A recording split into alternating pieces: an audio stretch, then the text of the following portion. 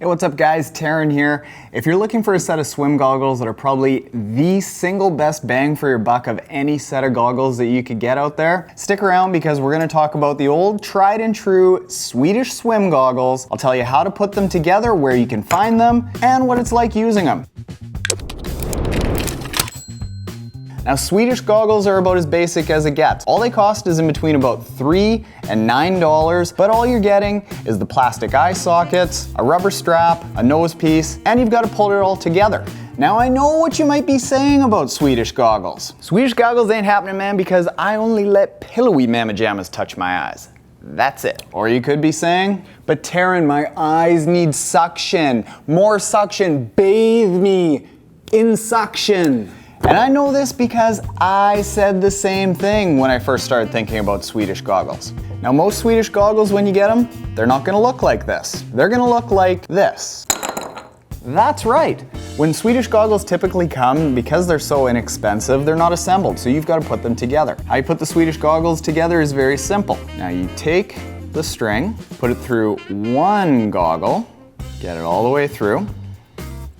Now, you don't put it through the other goggle.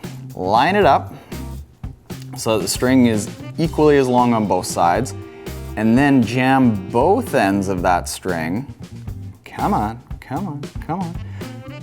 through the nose piece. Pull that together and pull it tight so that you've got both ends of the string coming out of one side. Then you take that string, jam it through the other goggle, and then tie it off. I liked leaving it a little bit loose so that if I ever had to adjust that, I could. Now, what you can also do is cut off all these tabs. So you cut off the excess of the string if you really want, because you do see it a little bit as you're swimming on the nose. You leave it a little bit long, and then if you need to make that nose piece a little bit shorter, what you do is you twist it. So you twist it once, it gets shorter. Twist it again, gets a little bit shorter.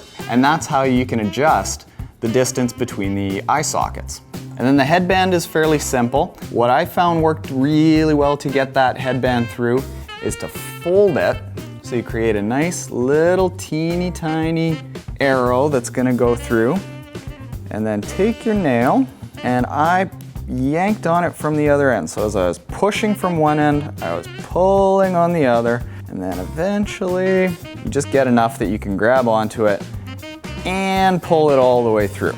Do that on both sides.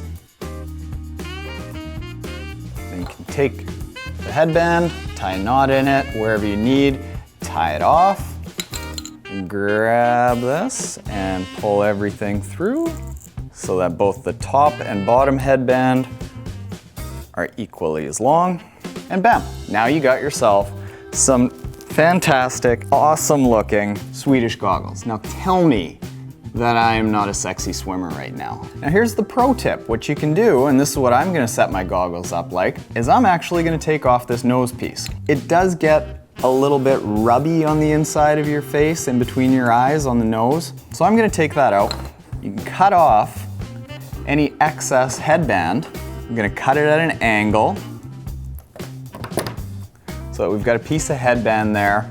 And then you can actually shove that through these eye socket holes. Just gotta get it. There we go. Yeah. And then you've got a nice adjustable nose piece so you don't have to worry about twisting it or having that piece of plastic rub on your face. And what do I think of it? I've swam with these goggles for a couple of weeks and I was really worried that they weren't gonna be soft enough on the eyes. What I actually found is that because there's so much less going on, that there's less silicone that you've got to worry about suctioning onto your eyes, you can actually make these goggles quite a bit looser than you think you need to. If you're diving off the blocks, you might want to tighten them up a fair bit. That said, they're not the most comfortable goggles. Certainly by the end of a swim, my eyes are getting a little bit fatigued from them and I do get a little bit of raccoon eyes. But all in all, I've been really happy with the Swedish goggles. In the description below, I'll link to some really cheap Swedish goggles. I'll link to some higher end ones that have a mirrored finish if you're swimming outside. If you want to step it up just a little bit from these basic Swedish goggles to those socket rockets that have that little bit of rubber to take some of the pressure off your eyes, I'll link to that as well. So that's it. That's my take on Swedish goggles and how to put them together. Thank you for watching, and as always, happy and hard training, and kill your next A race. Grab some delicious coffee if you want to get in on that. Call me a liar. Just call me a liar, I dare you. You might not like the mug, but you gotta agree with it.